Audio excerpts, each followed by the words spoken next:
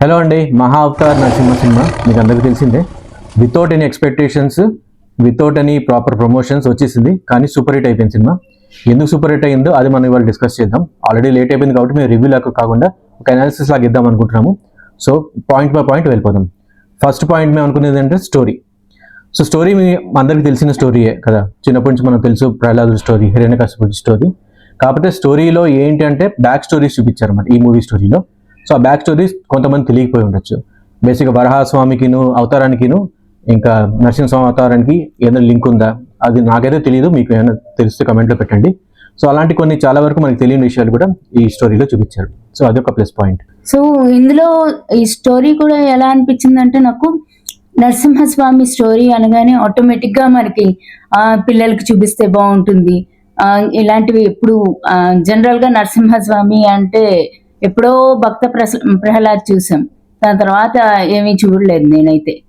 So ఈ movie రాగానే నాకు అదే ఫీలింగ్ వచ్చింది. నరసింహస్వామి స్టోరీ ఒకసారి పిల్లలకి యానిమేషన్ రూపంలో చూపిస్తే వాళ్ళు ఇంట్రెస్టింగ్ గా చూస్తారు, వాళ్ళకి స్టోరీ బాగా అర్థమవుతుంది అని.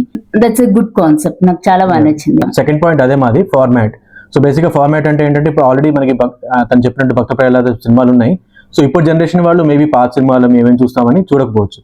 సో అలాంటిది ఏంటంటే కొంచెం వాటిని మోటివేట్ చేయడానికి పిల్లల్ని సో యానిమేషన్ రూపంలో చూపిస్తే వాళ్ళు కూడా ఇంట్రెస్ట్ చూపిస్తారు. అలాగే పేరెంట్స్ కూడా తీసుకెళ్తున్నారు. ఎందుకంటే మన హిస్టరీ, ప్రహ్లాదుడి స్టోరీ, హిరణ్యకశిపుడి స్టోరీ ఏంటో తెలుసుకోవాలి కదా, నరసింహస్వామి స్టోరీ ఏంటో.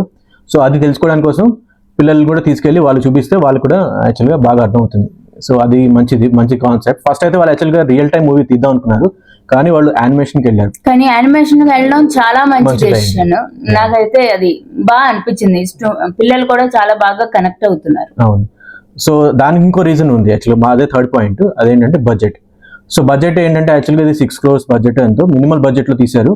కాబట్టి మనకి ఆ high level Hollywood level animation output రాకపోవచ్చు, కానీ ఆ ఉన్న బడ్జెట్లోనే చాలా బాగా తీశారు యాక్చువల్గా. కానీ యాక్చువల్గా నాకైతే యానిమేషన్స్ చాలా బాగా అంటే కంపారిటివ్ గా మనకి ట్రెడిషనల్ గా కావాలి. సో ఆ ట్రెడిషనల్ ఫీలింగ్ బాగా వచ్చింది.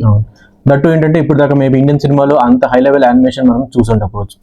అంటే ఇంత స్పెషల్ ఎఫెక్ట్స్ మామూలుగా మనకి చూసేది ఏంటి, లిటిల్ కృష్ణ, చోటా భీమ్ అలాంటివి చూసాము. అవి ఏంటంటే సింపుల్ గా ఉంటాయి. కానీ ఇదేంటంటే కొంచెం child oriented movie type of పిల్లలు చూసే టైప్ ఉంటుంది. ఇదేంటంటే పెద్దవాళ్ళు చూడొచ్చు, పిల్లలు చూడొచ్చు అన్నట్టుగా ఉంది. సో అదే మా లింక్ ఫోర్త్ పాయింట్ కి ఏంటంటే special effects. So special effects నేను చెప్పినట్టు చాలా ఇచ్చిన బడ్జెట్లో అయితే లిమిటెడ్ బడ్జెట్లో చాలా బాగా తీశారు. మెయిన్గా ప్రహ్లాదుడు చూపించడం కానీ, హిరణ్యకశిపుని కానీ, ఇంకా అల్టిమేట్ అయితే ఇంకా నరసింహస్వామి అయితే అసలు చాలా చాలా బాగా చూపించారు అనమాట. సింహం రూపం చాలా బాగుంది.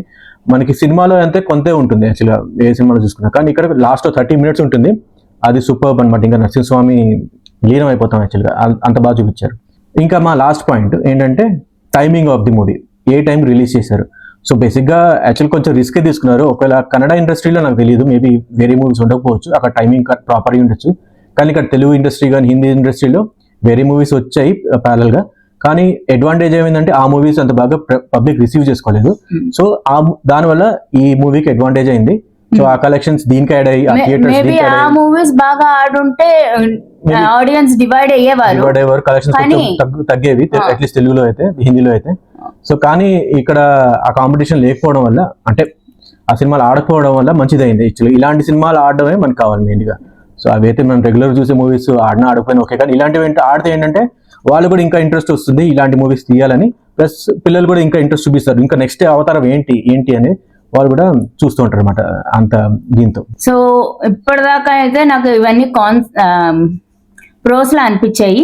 ఇప్పుడు నాకు ఏమనిపించింది, కాన్ వెళ్లే ముందు నా పాయింట్ ఏంటంటే, ఇవి కాకుండా మీకు ఇంకేమైనా పాజిటివ్స్ అనిపిస్తే, ఎందుకు ఈ మూవీ ఇంత పెద్ద హిట్ అయింది ఏమైనా అనిపిస్తే మీరు కామెంట్స్ లో రాయండి. ఇప్పుడు కాన్స్కి వెళ్ళిపోదాం. ఇప్పుడు నాకు కాన్ ఏమనిపించింది అంటే, మేము తెలుగులో చూసాం, అఫ్ కోర్స్ మేము తెలుగు వాళ్ళం కాబట్టి తెలుగులో చూసాము. నాకు తెలుగు ఎలా అనిపించింది అంటే, లిటరల్ గా ఒక కన్నడం డైలాగ్ తీసుకుని తెలుగులోకి ట్రాన్స్లేట్ చేసి అది చెప్పినట్టు అనిపించింది. ఒరిజినల్ గా తెలుగు వాళ్ళని కాంటాక్ట్ చేసి చెప్పుంటే గ్రాంధికం తెలుగులో కూడా ఉంది, ఇంకా బెటర్ గా వచ్చేది. ఆ లాంగ్వేజ్ ఇంకా చాలా బాగా బెటర్ గా వచ్చేది, ఇంకా చాలా మంచి హిట్ అయ్యేది.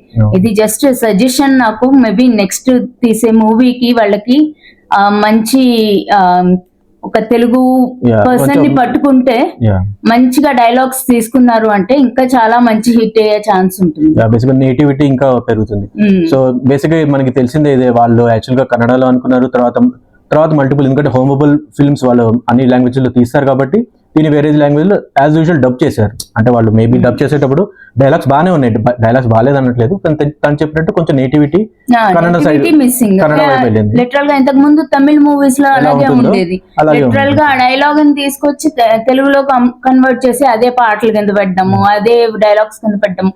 సో దాని వలన నేటివిటీ పోతుంది, తెలుగులో ఉన్న వాళ్ళకి అంత సింక్ అవ్వదు. Yeah. సో సింక్ అవ్వడానికి ఇంకా బెటర్ ఛాన్స్ ఉండేది ఎప్పుడు అంటే తెలుగులో డైలాగ్స్ ఉంటే ఇంకా చాలా బాగుంటుంది.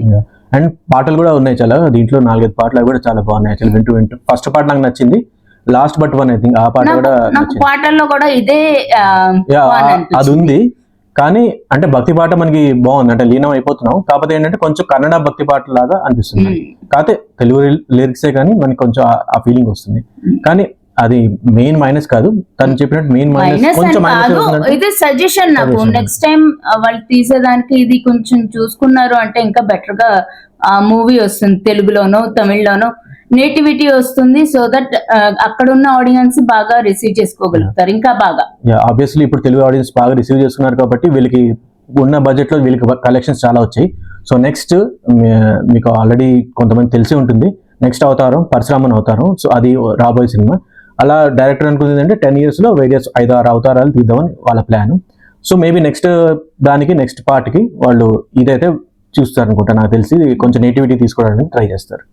సో అది మా రివ్యూ అనుకోండి, అనాలిసిస్ అనుకోండి. సో ఎలాగో మేము ఎప్పుడు ప్రధానికి రేటింగ్ ఇస్తాం కాబట్టి నేను నా వైపు నుంచి ఇచ్చేది 4/5, 3.75 to 4/5 for their attempt. Basically story మనకు ఆల్రెడీ తెలిసిందే, అటెంప్ట్ కోసం నేనైతే ఈ పాయింట్స్ ఇస్తున్నాను.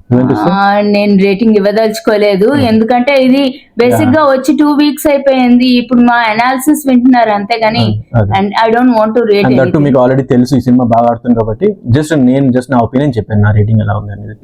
సో అది ఇప్పుడు మా పిల్లలు ఏదో చెప్తారంట, వాళ్ళు చాలా ఇంట్రెస్ట్గా చూస్తారు, దానికి వెళ్ళిపోదాం పదండి. సో మూవీలో మీకు బాగా నచ్చింది ఏంటి? ఎవరు క్యారెక్టర్ బాగా నచ్చింది?